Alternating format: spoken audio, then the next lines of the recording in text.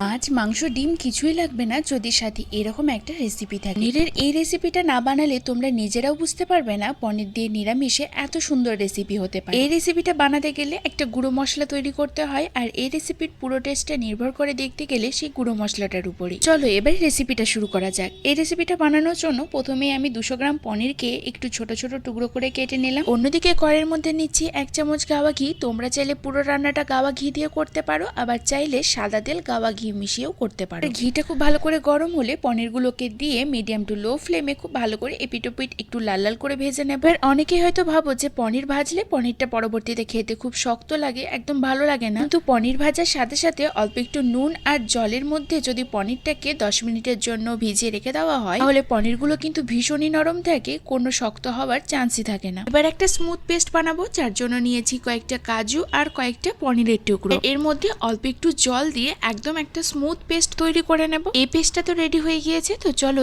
এবার বানাই সেই গুঁড়ো মশলাটা। তার জন্য পনিরের এই রেসিপিটার টেস্টটা এতটা সুন্দর হয়। প্রথমে একটা শুকনো কড়াইয়ের মধ্যে নিয়েছি 1 চামচ গোটা ধনে, গোটা জিরে আর মৌরি। এখানে ধনে, জিরে আর মৌরির পরিমাণটা সম পরিমাণে দিতে হবে। দিচ্ছি 2টো শুকনো লঙ্কা, একটা বড় এলাচ। এলাচের দানাগুলো দিয়ে খোসাটা ফেলে দিতে হবে। 2 টুকরো দারচিনি, 4টে ছোট এলাচ আর বেশ কয়েকটা গোটা গোলমরিচ দিয়ে খুব ভালো করে এটা একটু শুকনো কড়াই নেড়ে নেব। এই নাড়তে নাড়তে দেখা যাবে কিছুক্ষণ পর বেশ সুন্দর একটা গন্ধ উঠছে, তখন গ্যাসের ফ্লেমটা অফ করে বেশ কিছুক্ষণের জন্য ঠান্ডা হতে দেব। মশলাটা একটু ঠান্ডা হয়ে গেলে মিক্সি জারের মধ্যে দিয়ে এটার একটা দরদরে পাউডার তৈরি করে নেব। ঠিক যেভাবে ভিডিওতে দেখাচ্ছি এরকম ভাবে পাউডারটা তৈরি করলে এর টেস্ট বেশি সুন্দর হয়। এবার অন্যদিকে আমি একটা বড় ক্যাপসিকাম নিয়েছি, আর যেহেতু আমি এটা 200 গ্রাম পনির দিয়ে করছি তাই এত বড় ক্যাপসিকাম লাগবে না, তাই অর্ধেকটা নিয়েছি। ক্যাপসিকামটাকে এরকম একটু ডুমো ডুমো করে কেটে নিলাম। আর নিচ্ছি একটা টমেটো, টমেটোর বীজটা ফেলে টমেটোটাকেও এভাবে ডুমো ডুমো করে কেটে নিয়েছি। আর নিয়েছি 2টো কাঁচা লঙ্কা, 2টো কাঁচা লঙ্কাকে এভাবে ছিঁড়ে দিলাম। লাগবে একটু আদা, আদাটাকে এরকম একটু লম্বা লম্বা করে কেটে নিচ্ছি। এবার